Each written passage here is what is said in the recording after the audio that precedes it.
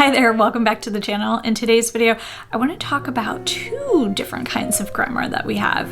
I'm sure you think about grammar when you're learning a language, but I bet you didn't think that there were two different kinds.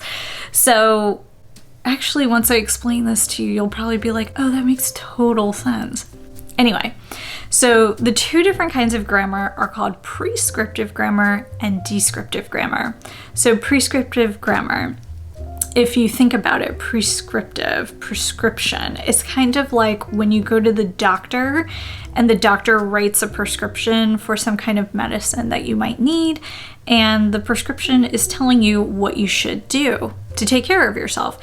So prescriptive grammar is similar to that. It is grammar that some expert, some grammarian has said, this is how you should use the language. People who tend to be sticklers about prescriptive grammar tend to be teachers, editors, these kinds of people.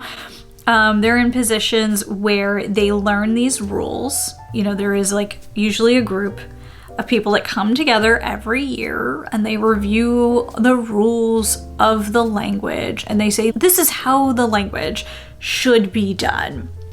If you have any questions about how to construct an idea of this sort, this would be the way to do it.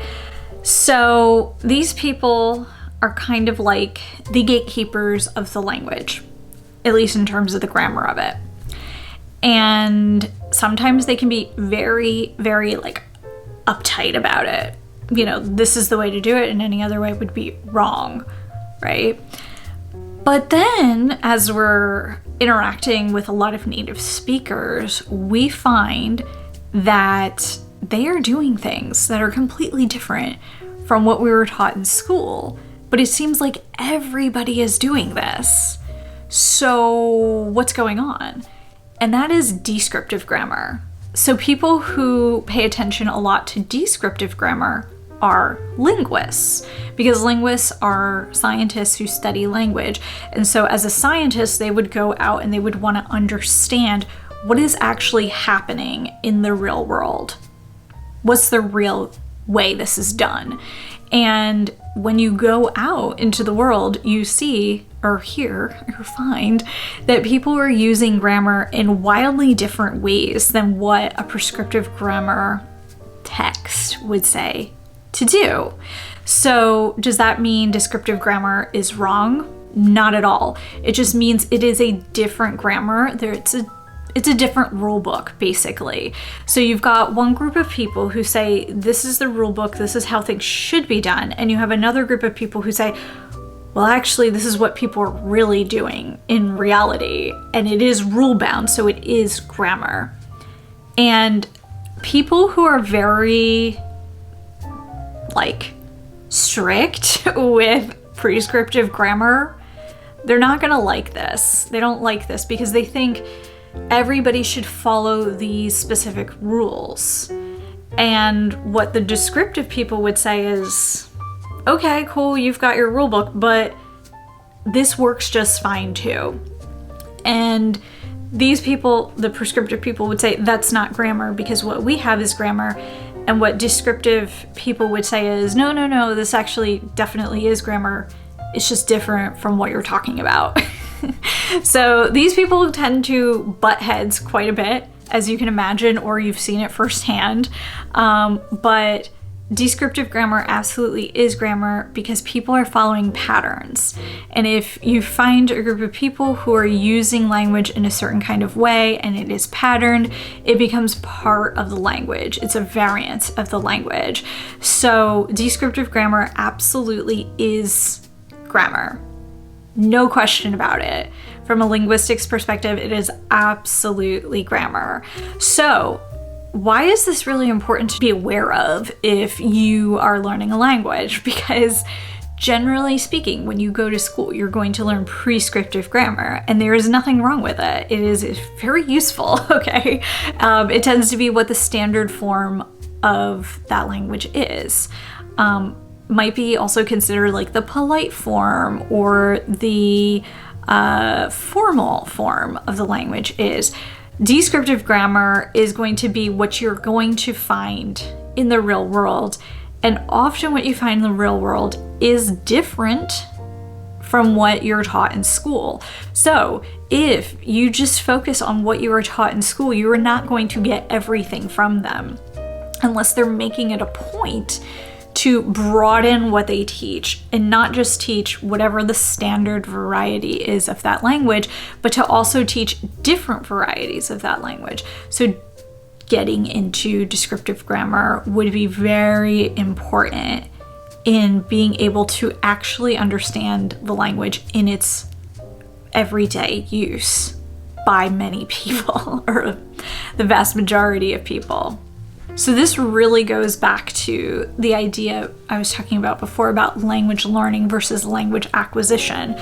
Language learning is probably going to stay in the prescriptive. Language acquisition will give you some prescriptive, and it's going to give you a lot of descriptive as well. Descriptive is not wrong, it's just a more accurate view into what people are actually doing. And we want to remember that language is not just this thing that people tack onto themselves. Language is a part of us. Like, we have it in our brains, we're wired and ready to do this. And because it is a part of what makes humans humans, you can think of language as its own living, breathing thing that does evolve over time. It doesn't stay stagnant. It develops over time. And because of this, it's going to change. And usually prescriptive rules change much slower than the descriptive grammar rules would change. So you're going to see more variation in descriptive grammar. That's what you should expect. And so you're going to see less variation in prescriptive grammar. This is going to be more static. So from a teaching perspective, this tends to be easier because we know what it is, generally speaking, and we know it's going to stay this way for longer. So if I'm teaching, this would be easier for me to teach because I feel like it's more steady, right? Nothing wrong with that. But the descriptive grammar is what you're actually likely to come across when you interact with native speakers and content made for native speakers. So if I don't give you any window into what is happening from a descriptive sense, when you get to actually interact with real world people and real world material, you're going to be at a loss. So it's actually doing the student a disservice if the teacher spends too much time over here. Definitely build awareness of this, definitely acquire this, but we also need to be acquiring descriptive grammar too, because this is what you will actually have to deal with. And this is part of the problem if you stay in, say, a typical language learning environment. What's happened is a lot of language learning materials have been scrubbed down to the point where they don't have an authentic match to how people actually use the language. Materials are created in a way to be simpler for you as the student, and that might make you feel good because it's easier for you to understand what's going on in that moment. But over time, if we stay there, especially for a long time, you don't have authenticity. So when you're in class, you might feel like, oh, I got this, or I'm doing well, I'm, coming along, things are developing, I know a lot more today than I did a few months ago, that's great. And yeah, it is. But then you go out into the real world and have to use the language in a real world context, and suddenly you can't do it, you're at a loss.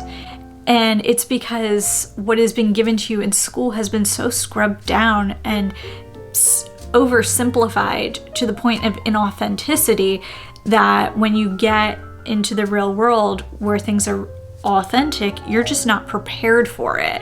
So that's one reason I would say, as soon as possible, try to get away from things made specifically for language learners and start interacting with real world material. That's when you're going to get into things made by and created for native speakers, and it's going to feel like a lot at first, but over time it's gonna get much easier, and you're not gonna realize why it's getting easier, and it's just because of acquisition. It's getting easier.